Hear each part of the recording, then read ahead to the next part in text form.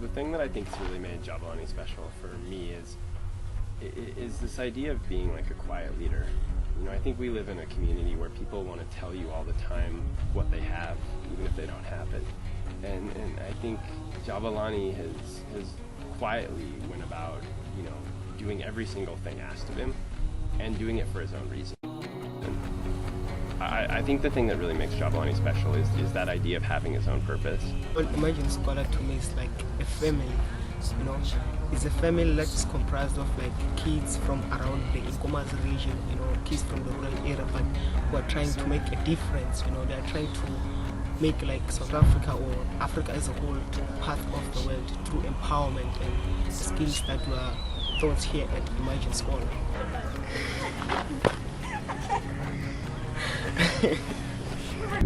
They've done a lot of things for me, like in the 2 years that I've been there. You know, they've transformed my life. You know, they've changed me. And the students, they're different. They're different if you compare them with my classmates at school. You know, I've been with my classmates at school for a long time, more than the Imagine Scholars. But then my class, like the Imagine Scholars, they've become a part of me, something like inside. When the opportunity to apply for the African Leadership Academy came up, it was, you know, I really felt like, you know, this is what he'd been grooming himself for. So basically what it does is, when you go there, you learn like leadership, like skills, entrepreneurial skills, and African studies. So basically its goal is to develop like passionate African leader. And you know, it's an amazingly selective program. I mean, they take pre-qualified, you know, kids. They have 4,000 kids apply, and there's no restriction on financial need. So these are kids from the wealthiest schools in Ghana, Nigeria, from Cape Town, from Johannesburg, all applying for 100 spots. And all I had was like Imagine Scholar, and my community, my disadvantaged community, you know. So I thought that no, this was not possible for me.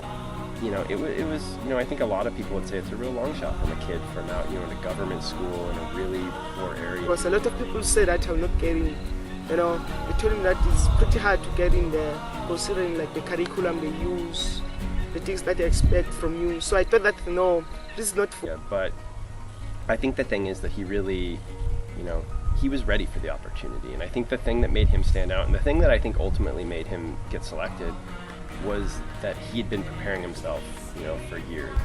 You know, the support that I got when I was going through the application process, I received the support from Imagine Scholar. You know, the students and mostly the facilitators, they believed in me even when I told myself that no, this was not something that I could do. So I'm on a journey like of trying to overcome the stigma that overpowers or overwhelms a lot of people here in my community. If it wasn't Imagine Scholar, I will not be talking any LAA now. You know, everything seems impossible until it is done.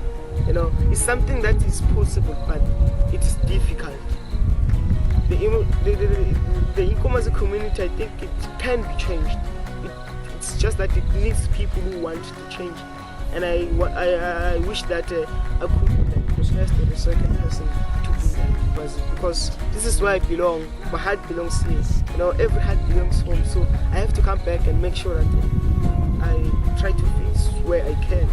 So LAA is basically going to create a path for me so that I can follow to change lives in the African continent, because that is one dream I have. I want to die knowing that I've made a difference in someone's life, like in an African's life.